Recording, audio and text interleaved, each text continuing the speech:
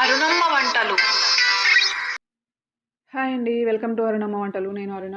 ఈరోజు ఈ వీడియోలో మీకు టీ టైమ్ బిస్కెట్స్ ఓవెన్ లేకుండా ఈజీగా ఎలా చేసుకోవచ్చో మీకు చూపించబోతున్నానండి. మీరు స్కిప్ చేయకుండా వీడియో లాస్ట్ వరకు చూడండి. చాలా ఈజీగా చేసుకోవచ్చు. మనం 10-15 నిమిషాల్లో మన ప్రాసెస్ అంతా కూడా కంప్లీట్ అయిపోతుంది. చాలా ఈజీగా ఇంట్లోనే నీట్గా చేసుకోవచ్చు. మిక్సింగ్ బౌల్ తీసుకుని దానిలో ఒక 4 స్పూన్లు నెయ్యి వేసుకున్నాను. మీరు బటర్ కావాలంటే బటర్ అయినా యాడ్ చేసుకోండి. నేను ఒక అర గ్లాస్ పంచదార తీసుకుని దాన్ని పౌడర్ చేశానండి.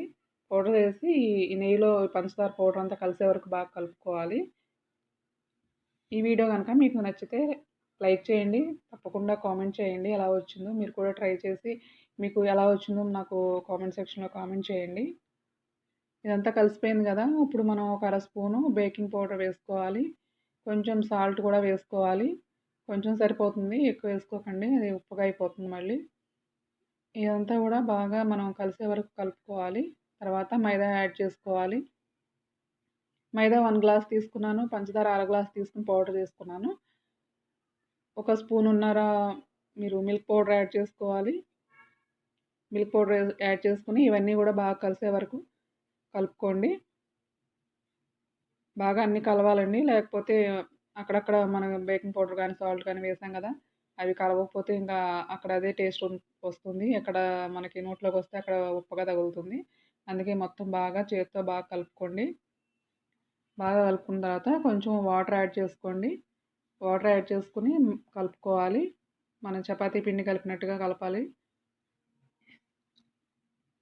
మీకు కనుక వాటర్ ఒకవేళ కొంచెం ఎక్కువయ్యి కొంచెం పలుచగా అయిందంటే కొంచెం మైదా యాడ్ చేసుకోండి. మైదా యాడ్ చేసుకుని కలుపుకోండి. చూడండి, ఇలా మనం చపాతీ పిండి కలుపుకున్నట్టుగా కలుపుకోవాలి. ఇవి మనం టీ టైంలో, ఈవినింగ్ టైంలో స్నాక్స్ లాగా కానీ టీ తాగేటప్పుడు ఒక 2 బిస్కెట్స్ తినేసి టీ తాగితే కూడా మనకి చాలా నీరసం లేకుండా అలా ఉంటుంది. మనం ఈజీగా చేసుకోవచ్చు ఇంట్లో. మనం బేకరీస్లో తెచ్చుకునే కన్నా కూడా మన ఇంట్లో గీ వేసుకొని చేసుకుంటే పిల్లలకు కానీ పెద్దవాళ్ళకి కానీ చాలా హెల్దీ అనమాట. చూడండి, ఇంత రెడీ అయిపోయింది కదా. ఇప్పుడు మనం ఈ ప్యాన్ తీసుకొని దీనిలోకి మనం గీ రాసుకోవాలి. అంటే మన బిస్కెట్స్ పెట్టుకున్నప్పుడు అవి అంటుకోకుండా ఉంటాయండి. అందుకని కొంచెం లైట్గా మనం ఆయిల్తో కానీ లేకపోతే నెయ్యితో కానీ గ్రీస్ చేసుకోండి. గ్రీస్ చేసుకుని దానిపైన మైదా చల్లండి. మైదా చల్లితే మనకి ఇంకా మన బిస్కెట్స్ మనం పెట్టినప్పుడు దానిలో అంటుకోకుండా ఈజీగా వచ్చేస్తాయి, విరిగిపోకుండా ఉంటాయి అన్నమాట. ఇలా ఎక్స్ట్రా మైదా అంతా కూడా తీసేసుకోవాలి.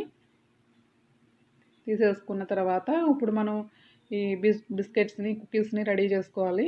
పక్కన మనం ఒక గిన్నెలో ప్రీ హీట్ చేసి పెట్టుకోవాలన్నమాట. గిన్నెలో ఒక స్టాండ్ పెట్టేసి దాన్ని ఒక 5-10 నిమిషాలు ప్రీ హీట్ చేసుకోండి.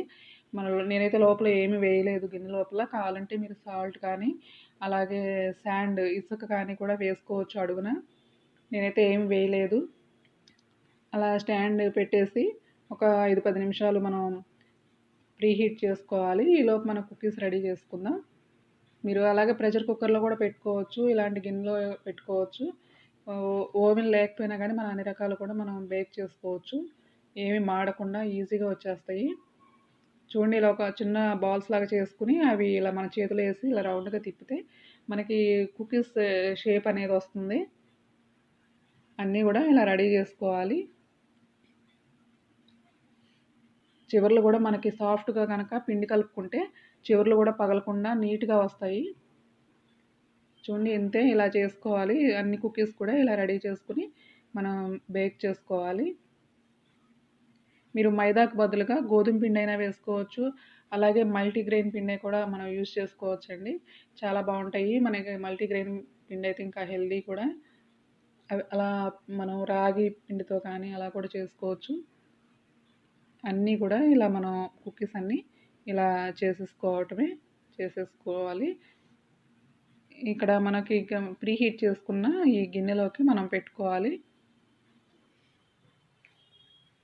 పెట్టుకుని మీకు ఇష్టమైనట్టుగా జీడిపప్పు కానీ పిస్తా కానీ ఏవైనా కానీ మీరు ఇలా పెట్టుకోవచ్చు. నేనైతే బాదాం పెట్టాను అన్నమాట.